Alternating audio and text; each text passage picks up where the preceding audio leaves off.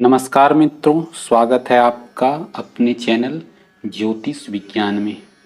मित्रों, कुंडली में आज हम लोग लग्न के विषय में चर्चा करेंगे। लग्न जो कि कुंडली का बेहद ही महत्वपूर्ण या कहें कि सबसे महत्वपूर्ण घर होता है और उसके प्रभाव जो हैं वो कुंडली के 12 भाव में देखने को मिलते हैं और व्यक्ति के जीवन में सबसे अधिक प्रभाव लग्नेश डालते हैं। तो आज हम लोग देखेंगे लग्नेश जो 12 भाव में लग्नेश के क्या फल होते हैं और 12 भाव में लग्नेश के फल वो क्या प्रभाव डालते हैं, आज हम लोग इस कुंडली में से देखना सीखेंगे। तो पहला भाव जो लग्न ही कहलाता है, तो लग्न में ही अगर लग्नेश हो तो जातक जो है वह व्यक्ति है वह उसको कोई रोग नहीं होता है, वह साथ ही बलवान होता है, वह देखने में बेहद सुंदर, उसकी जो है समाज में प्रतिष्ठा बहुत अधिक होती है और सुखी भी वैसा व्यक्ति होता है, उसे समृद्ध भी माना जाता है, धन संपत्ति की कोई कमी नहीं और वह यशस्वी होता है, प्रसिद्ध होता है, लोग उसके बारे में जानते हैं। कब? जब लग्न का स्वामी लग्न में ही बैठा रहता है। वही बात ये दूसरे भाव में।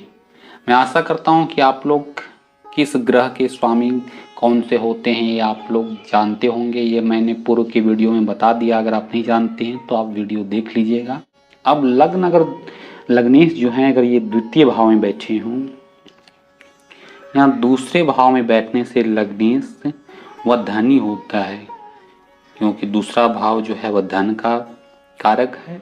तो लग्नेश अगर द्वितीय भाव में हो तो जातक धनी होता है, धार्मिक शरीर वह और व्यक्ति का शरीर थोड़ा मोटा स्थूल यानी शरीर वाला, और प्रायः ऐसा व्यक्ति धार्मिक होता है, सत्कर्म करने वाला होता है और वह उसकी उम्र भी दीर्घायु होती है और उसका परिवार भी भरा पूरा होता है। और इसकी जो स्त्री होती है ऐसे जातक की पत्नी अथवा लड़की कुंडली में पति तो काफ़ी गुणवती गुणों वाली होती है या गुणवान पति होता है, अगर लग्नेश जो है द्वितीय भाव में बैठा हुआ हो। वहीं लग्न अगर लग्नेश जो है अगर तृतीय भाव में बैठ जाएं तो तृतीय भाव जो कि है बंधु बांधव का, सुहृद का जिसे हम कहते हैं, तो यह श्रेष्ठ मित्रों से युक्त होता है। ऐसा व्यक्ति अगर लग्नेश तृतीय भाव में बैठे हुए हों, और ऐसा व्यक्ति दानी भी होता है, पराक्रमी होता है, तृतीय भाव पराक्रम का भी है तो ऐसा व्यक्ति पराक्रमी भी होता है, बलवान होता है, संपत्ति से युक्त होता है और ऐसा जातक देखने में आता है कभी कभी 2 पत्नी भी ऐसी होती है, ऐसा अगर लग्नेश तृतीय भाव में हो तो। और यही अगर लग्नेश अगर चतुर्थ भाव में बैठ जाए अगर लग्नेश, तो ऐसा जो जातक है राजा का प्रिय होता है और गुणी होता है, मातृपितृभक्त होता है, सुखी होता है, विलासी होता है, क्योंकि ये चतुर्थ भाव जो है वह सुख भाव है। तो ऐसा व्यक्ति सुखी होता है, उसके जो संपत्ति भी काफ़ी प्रचुर मात्रा में हमें देखने को मिलते हैं और वाहन भवन का भी ये कारक है, तो वाहन भवन भी ऐसे व्यक्ति के प्रचुर मात्रा में आनी परिपूर्ण होते हैं अगर लग्नेश जो है चतुर्थ भाव में अगर बैठे हुए हों तो। वहीं अगर लग्नेश जो है लग्न के स्वामी पंचम भाव में, इस भाव में बैठ जाएं तो ऐसा जातक पुत्रवान, पंचम भाव पुत्र और विद्या का कारण, तो पुत्रवान होता है, दानी भी होता है और काफ़ी ये जो है पढ़ा लिखा विद्वान यानी कि होता है। और ऐसे जातक के जो है यह जो है काफ़ी उसे ऐसा देखने में मिलता है कि वह जो कला के क्षेत्र में वह निपुण होता है, किसी भी कला में हो, एक उस कला में निपुण होता है, किसी भी क्षेत्र में, या संगीत हो या फिर डांस हो, पेंटिंग हो, ऐसा अगर लग्नेश पंचम भाव में बैठे हुए हों तो। और ऐसा भी देखने में आता है कि लग्नेश अगर पंचम भाव में बैठे हों तो उसकी जो पहली संतान होती है उसकी मृत्यु होती है, कभी कभी ऐसा देखने में भी आता है। हालांकि और अन्य अन्य चीज़ों का भी विचार कर लेना चाहिए, लेकिन एक मोटा मोटी लग्नेश अगर पंचम भाव में बैठे हैं तो देखने में आता है कि पहली संतान उसकी मृत्यु होती है। और ये ऐसा व्यक्ति जो है, जैसे बताया कि गाने में बहुत अच्छा होता है। वहीं अगर षष्ठम भाव में अगर लग्नेश की बात करें तो षष्ठम भाव में अगर लग्नेश बैठा हो तो जातक निरोगी होता है, उसे कोई रोग नहीं होता है। षष्ठम भाव जो कि ऋण रोग का कारक है, तो अगर लग्नेश अगर षष्ठ भाव में बैठे हो तो ऐसा जातक निरोगी होती है। और इसकी जो भू संपत्ति यानी कि जमीन जायदाद हुई होते हैं इसकी अच्छी मिलती है। और ये शत्रुहंता होता है कि यानी अपने शत्रुओं को पराजित करने वाला और शत्रुओं को मारने वाला। और इसे मामा से इसके काफ़ी अच्छे संबंध होते हैं और मामा से यह सुख प्राप्त करता है।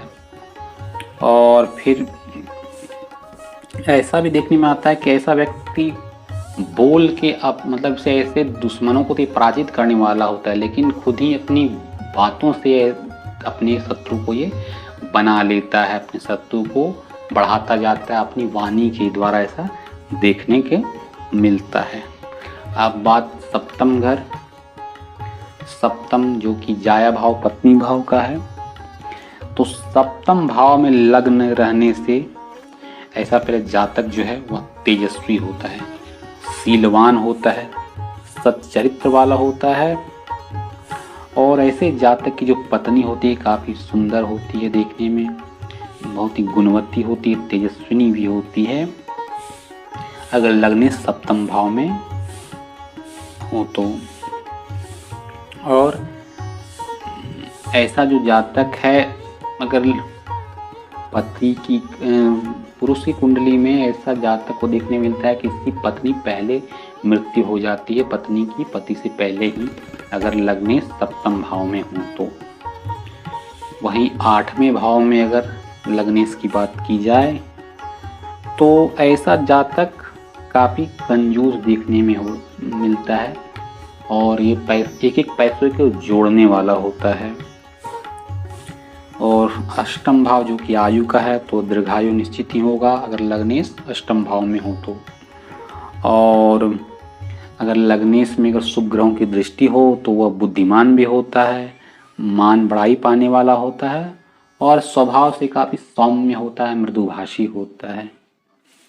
नवम भाव, नवम भाव जो कि भाग्य भाव है, तो लग्नेश अगर नवम भाव में बैठ जाएं तो जातक काफ़ी भाग्यशाली होता है और ये धार्मिक भी होता है और इसकी जो होती है समाज में काफ़ी प्रतिष्ठा होती है।